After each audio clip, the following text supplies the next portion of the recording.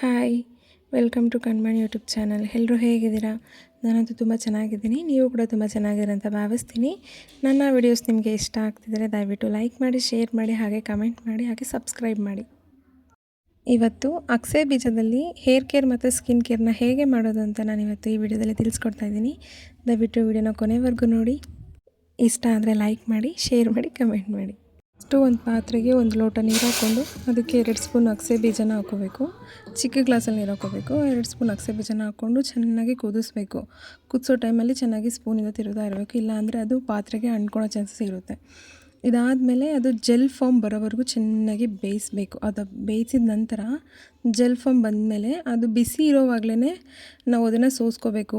ತಣ್ಣಗಾದ್ಮೇಲೆ ಸೋಸ್ಕೊಳಕ್ಕೆ ಹೋದರೆ ತುಂಬಾ ಕಷ್ಟ ಆಗುತ್ತೆ ಸೋಸೋದು. ಹಾಗಾಗಿ ಬಿಸಿ ಇರೋವಾಗೆ ಸೋಸ್ಕೊಂಬಿಟ್ರೆ ನಮಗೆ ತುಂಬ ಈಸಿ ಆಗುತ್ತೆ. ಕೂದಲನ್ನ 2 ಭಾಗ ಮಾಡಿಕೊಂಡು ಅಪ್ಲೈ ಮಾಡ್ತಾ ಹೋಗಬೇಕು. ಸ್ವಲ್ಪನೇ ತೊಗೊಂಡು ಫುಲ್ಲು ಹೇರ್ಗೆ ಅಪ್ಲೈ ಮಾಡ್ತಾ ಹೋಗಬೇಕು. ಸ್ಕಾಲ್ಫು ಮತ್ತು ಹೇರ್ಗೆ ಎರಡಕ್ಕೂ ಅಪ್ಲೈ ಮಾಡ್ತಾ ಹೋಗಬೇಕು. ಹೇಗೆ ಮತ್ತು ಸ್ಕಾಲ್ಫ್ಗೆ ಫುಲ್ ಎಲ್ಲ ಆಗೋಗೆ ಅಪ್ಲೈ ಮಾಡ್ತಾ ಹೋಗಬೇಕು. ಅಪ್ಲೈ ಮಾಡಿದ್ದಾದಮೇಲೆ 2 ರಿಂದ 3 ಅವರ್ ಅದನ್ನು ಹಾಗೆ ಬಿಟ್ಟರೆ ನಮಗೆ ಒಳ್ಳೆ ರಿಸಲ್ಟ್ ಬರುತ್ತೆ. ಆಮೇಲಿಂದ ಇದು ಶಾಂಪೂ ಹಾಕಿ ತೊಳೆದ್ರೆ ಸಾಕಾಗುತ್ತೆ. ಇದಕ್ಕೆ ಕಂಡೀಷ್ನರ್ ಏನು ಬೇಕಾಗಿಲ್ಲ, ಯಾಕಂದರೆ ಇದೇ ಕಂಡೀಷ್ನರ್ ಥರ ವರ್ಕ್ ಮಾಡೋದ್ರಿಂದ ಕಂಡೀಷ್ನರ್ ಅವಶ್ಯಕತೆ ಕೂಡ ಇರೋದಿಲ್ಲ ನಮಗೆ.